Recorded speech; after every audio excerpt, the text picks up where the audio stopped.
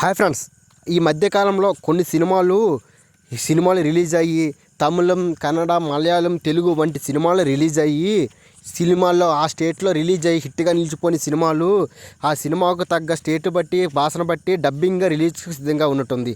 అలాంటి సినిమానే డాడా. అయితే ఇప్పుడు ఈ సినిమాని తెలుగులో పాప అనే సినిమాకు రీమేక్స్ చేస్తున్నట్టుగా తెలుస్తుంది. అయితే పాప సినిమా విడుదల డేట్ను కూడా ఖరారు చేసేశారు.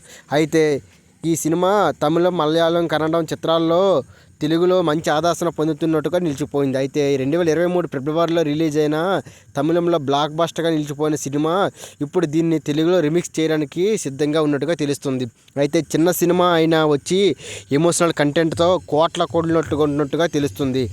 కోలీవుడ్ యంగ్ హీరో కవిన్ ప్రధాన పాత్రలో నటించిన ఈ మూవీ ఓటీటీకి వచ్చేసిన అనంతరం అక్కడ కూడా రికార్డులు వ్యూస్ సొంతం చేసుకుంది. ఇక ఏ భాష సంబంధం లేకుండా ఈ సినిమాని అన్ని రాష్ట్రాలు, అన్ని సినీ లవర్స్ దాదాపుగా చూసేశారు.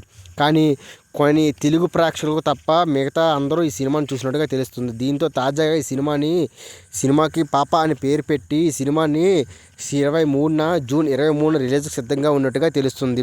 అయితే రీసెంట్గా మూవీకి సంబంధించిన తెలుగు ట్రేజర్ను విడుదల చేసేశారు. ట్రేజర్లో హీరో హీరోయిన్ మధ్య లవ్ సీన్లు ఎంతో ఆకట్టుగా ఉన్నాయి.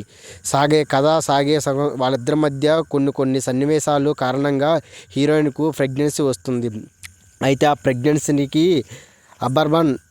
అబార్షన్ చేయించుకోమని మణికందన్ హీరో సలహా ఇస్తాడు. కానీ సింధుకు హీరోయిన్ అందుకు ఒప్పుకోదు. దాంతో పెళ్లి కాకుండానే హీరోయిన్తో పాటు ఆమెను పుట్టబోయే బిడ్డను కూడా మధ్య బాధ్యతలు హీరోపై పడుతుంది.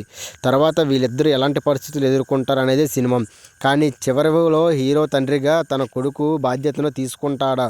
వారి మధ్య సీన్లో ఎమోషన్లు బాగా పండించారు.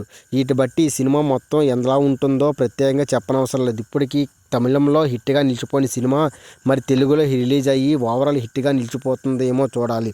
ఈ సినిమా కోసం ఎంతోమంది లవర్ ఫ్యాన్స్ కూడా ఎంత ఎగరగా ఎదురు చూస్తున్నారు.